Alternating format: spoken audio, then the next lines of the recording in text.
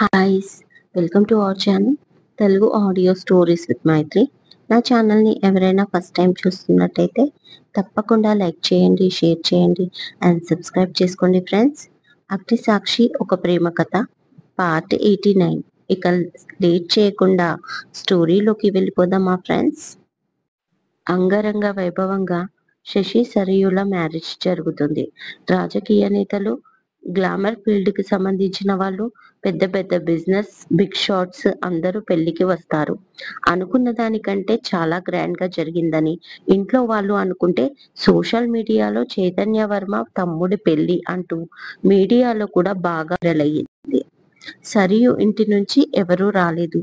శశి వాళ్ళ నాన్న విశ్వం ఇంకా వాళ్ళ పిన్ని వచ్చారు, కానీ చుట్టాల్లా వచ్చి వెళ్ళిపోయారు. శశి తండ్రిని మాత్రమే సరియుకి పరిచయం చేశాడు. రిసెప్షన్ కి ఒక రోజు గ్యాప్ రావడంతో కొంచెం రిలాక్స్ అయ్యారు అందరూ. రిసెప్షన్ తమ హోటల్లోనే అరేంజ్ చేస్తాడు చైతు. రిసెప్షన్ కి కావాల్సిన ఏర్పాట్లు చూసుకుంటూ వేదని ఒక కంట గమనిస్తూనే ఉన్నాడు చైతన్య. అప్పుడే అతనికి ఒక కాల్ వచ్చింది. రాజన్ 2 days బ్యాక్ హాస్పిటల్ నుంచి తప్పించుకున్నాడని, అలర్ట్ గా ఉండమని డిపార్ట్మెంట్ నుంచి ఇన్ఫర్మేషన్. నెక్స్ట్ డే రిసెప్షన్ ఉంది శశిది. ఇప్పుడు ఇంట్లో తెలిస్తే అందరూ టెన్షన్ పడతారు, స్పెషల్లీ వేద. అసలు ఈ విషయం తనకు తెలియకూడదు, అది తన హెల్త్ కి మంచిది కాదు అనుకుంటాడు చైతన్య. దాంతో ఫుల్ గా సెక్యూరిటీని పెంచేస్తాడు చైతన్య. ఇంట్లోకి ఎంట్రీ తీసుకునే ప్రతి ఒక్కరిని చెక్ చేయాలని స్పెషల్ గా చెప్తాడు. ఇంట్లో మేడ్స్ కి కూడా డ్రెస్సింగ్ కోడ్ అరేంజ్ చేస్తాడు. రిసెప్షన్ ఫుల్ గ్రాండ్ గా జరుగుతుంది. నెక్స్ట్ డే ఇంట్లో వ్రతం చేయడం గురించి అడుగుతుంది పుష్ప మాధవిని. ఇంట్లో కాదు, ఏ ఆటంకం రాకుండా పెళ్లి జరిగితే అన్నవరం సత్యనారాయణ స్వామి టెంపుల్ కి వధువరులను తీసుకొస్తానని మొక్కుకున్నా.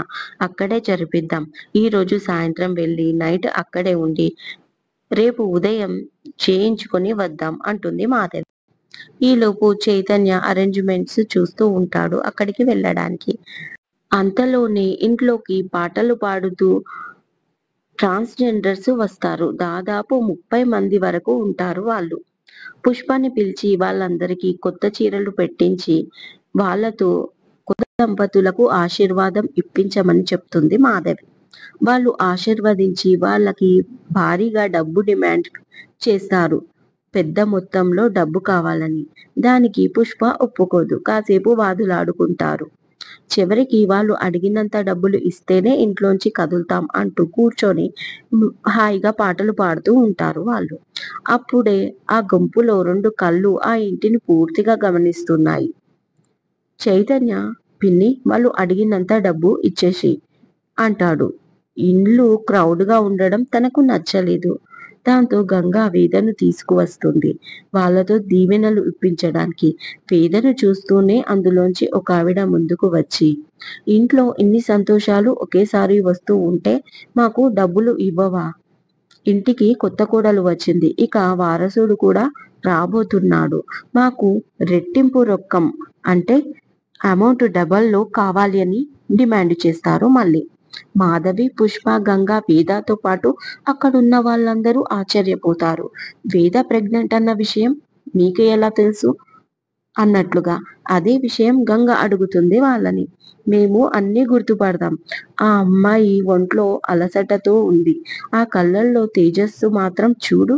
ఆ ముఖం చూస్తేనే చెప్పగలం ఆ అమ్మాయి గర్భవతి అని అంటుంది ఇంకో ఆవిడ. అప్పటి వరకు చూసిన ఆ కళ్ళు ఇప్పుడు ఇంకాస్త కోపంతో ఎర్రబడి ఉన్నాయి. ఇంటికి రాజాబాబు వస్తున్నాడు. మా మాట పొల్లుపోదు.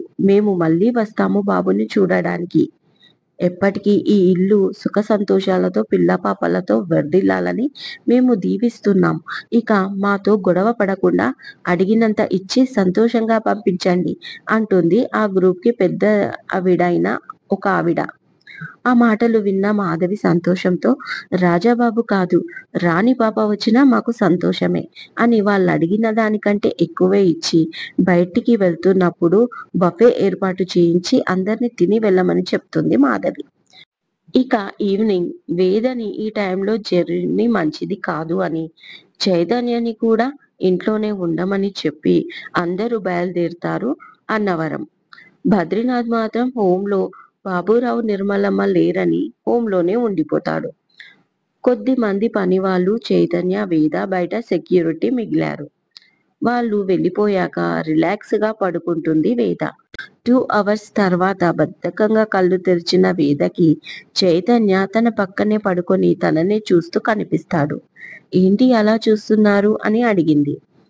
మామ్ నిన్ను బాగా చూసుకోమంది, అందుకే చూస్తున్నా అంటాడు కొంటెగా చైతన్య. వీటికేం తక్కువ లేదు అంటూ మెడ చుట్టూ చేతులు వేసి దగ్గరికి లాక్కుంది. వెంటనే చైతన్య పెదాలు అందుకోబోతాడు. ఫేస్ పక్కకు తిప్పి నేను ఫ్రెష్ అవ్వాలి అంటుంది. వేద ఆల్రెడీ టచ్ అయిన పెదాలు ఆమె బుగ్గపై ముద్దు పెట్టుకొని పద అంటూ వాష్రూంలోకి 2 చేతులతో ఎత్తుకొని తీసుకెళ్తాడు. నో నేను చేస్తాను షవర్ అంటుంది. కానీ ఆమె మాట వినకుండా వాష్రూంకి తీసుకెళ్లి స్నానం చేయించి బయటికి తీసుకొస్తాడు. టవల్తో తల తుడిచి ఆమెకు కంఫర్ట్ గా ఉండే కాటన్ నైట్ సూట్ వేసి హెయిర్ డ్రై చేస్తాడు. ఆ తర్వాత తనకు చపాతి, రైస్ వేడివేడిగా తినిపిస్తాడు. అమ్మ కడుపు నిండిపోయింది, ఇక వద్దు అంటుంది వేద. ఈ 2 ముద్దలు పెట్టుకుంటేనే ఐస్ క్రీమ్, లేకపోతే ఇవాళటి కోట ఫినిష్ అంటాడు చైతు. ఐస్ క్రీమ్ కోసం బలవంతంగా ఆ 2 ముద్దలు కూడా తిని ఆయాసం వస్తుంది అంటుంది వేద. వాకింగ్ చేద్దాం గార్డెన్లో అంటూ తను కూడా తినడం ఫినిష్ చేసి ఆమెకి మెత్తటి వాకింగ్ స్లిప్పర్స్ వేసి తీసుకొని బయటికి వస్తాడు. ఒకరి చెయ్యి ఒకరు పట్టుకొని 2 రౌండ్లు తిరుగుతూ శశి పెళ్లి గురించి, సరియు శశి గురించి మాట్లాడుకుంటూ ఉంటారు. చాలా హ్యాపీగా నవ్వుతూ కనిపిస్తుంది వేద. పింక్ కలర్ నైట్ సూట్ లో హెయిర్ లీవ్ చేసి అమాయకమైన అందమైన రూపం. అదే చైతన్యని మళ్ళీ మళ్ళీ ప్రేమలో పడేలా చేస్తుంది. ఆమెని అలాగే చూస్తూ నడుము చుట్టూ చెయ్యి వేసి దగ్గరికి తీసుకుంటాడు. అంతలోనే తనకు ఐస్ క్రీమ్ కావాలి అంటుంది వేద. లోపలికి వెళ్ళాక అంటాడు తనని చూస్తూ. నో నాకు ఇప్పుడే కావాలి అంటూ గారాబం చేస్తుంది. ఓకే నా ఫోన్ కూడా లోపలే ఉంది, ఇప్పుడే వస్తాను అంటూ చైతన్య లోపలికి వెళ్తాడు. తను గదిలోకి వెళ్ళి తన ఫోన్ వెతికి తీసుకొని ఒక ఐస్ క్రీమ్ కోన్ చేతిలో పట్టుకొని వచ్చేలోగా అక్కడ వేద ఉండదు. ఎటుపోయింది అని చుట్టూ చూస్తూ వెన్నీ వెన్నీ అని పిలుస్తూ ఉండగా ఇంట్లో సైరన్ మోగుతుంది. ఎవరో ఇంట్లోకి ప్రవేశించినట్లు. ఒక్కసారిగా షాక్ అయిపోతాడు చైతు. సెక్యూరిటీ అలర్ట్ అయి అటు ఇటు పరిగెత్తుతూ ఉంటారు. వేద వేద అని అరుస్తూ తను కనిపించడం లేదని సెక్యూరిటీకి చెప్తాడు. అందరూ కలిసి వెతుకుతారు. వేద ఎక్కడా కనిపించదు. అంతకంత టెన్షన్ పెరిగిపోతుంది చైతన్యకి. ఇంట్లో గార్డెన్ అంతా వెతుకుతారు. ఒక చోట తన స్లిప్పర్స్ పడి ఉంటాయి. అది వెనక వైపు ఉన్న గేటుకు వెళ్తున్నట్లుగా. ఒకవైపు సీసీ ఫుటేజ్ చెక్ చేస్తారు. కానీ చాలా వరకు కెమెరా వైర్లు డ్యామేజ్ అయినట్లు రికార్డింగ్ సరిగ్గా అవ్వదు. కొన్ని చోట్ల రికార్డింగ్ అయిన సీన్ల ప్రకారం ఒక సీన్ కనిపిస్తుంది. అప్పటికే చైతన్య కార్ తీసుకొని బయలుదేరుతాడు. అలాగే అతని వెంట కొంతమంది సెక్యూరిటీ కూడా. ఒక రెడ్ కలర్ శారీ కట్టుకున్న ఒక మనిషి వేదని ఎత్తుకొని తీసుకెళ్తున్నట్టు కనిపిస్తుంది. ఆ చీర కట్టుకున్న వ్యక్తి మగ మనిషి అని ఈజీగా తెలుస్తుంది. ఈ విషయం ఫుటేజీ చెక్ చేసి ఫోన్లో చైతన్యకి చెప్తారు. అంతే మైండ్ బ్లాక్ అయిపోతుంది చైతన్యకి. తను ఏదైతే జరగకూడదు అనుకున్నాడో అదే జరిగింది. వెంటనే డిపార్ట్మెంట్ ని అలర్ట్ చేస్తాడు. డిపార్ట్మెంట్ వెంటనే రంగంలోకి దిగి వాళ్ళ ఇంటి చుట్టూ రూట్స్ అన్ని బ్లాక్ చేస్తారు. అన్ని రూట్లలో సీసీ కెమెరా ఫుటేజీ డిపార్ట్మెంట్ కి ఇన్ఫార్మ్ చెయ్యమని ఆదేశాలు జారీ చేస్తారు. అణువణువు జల్లెడ పట్టేలా మీరు టెన్షన్ తీసుకోకండి చైతన్య వర్మ అని పై ఆఫీసర్ కాల్ చేసి చెప్తాడు. టెన్షన్ అవ్వకుండా ఎలా సార్, ఆల్రెడీ చాలా ప్రాబ్లమ్స్ ఫేస్ చేశాం. ఇప్పుడు నా భార్య ప్రెగ్నెంట్. తనకు కానీ తన బిడ్డకు కానీ ఏదైనా జరిగితే వణుకుతున్న గొంతుతో చెప్తాడు చైతన్య. ఇప్పుడే కదా సార్ కిడ్నాప్ చేసింది, ఎంతో దూరం వెళ్ళి ఉండరు. మేము అలర్ట్ గా ఉన్నాం. అన్ని దారులు బ్లాక్ చేశాం. Think positive mister Varma, tension అవ్వకండి. నేను వస్తున్నా అంటాడు పై ఆఫీసర్. 4 రోజుల ముందు హాస్పిటల్ నుంచి తప్పించుకున్న రాజన్ సెలూన్ కి వెళ్లి గుండు కొట్టించుకున్నాడు ఎవ్వరూ గుర్తుపట్టకుండా ఉండడానికి.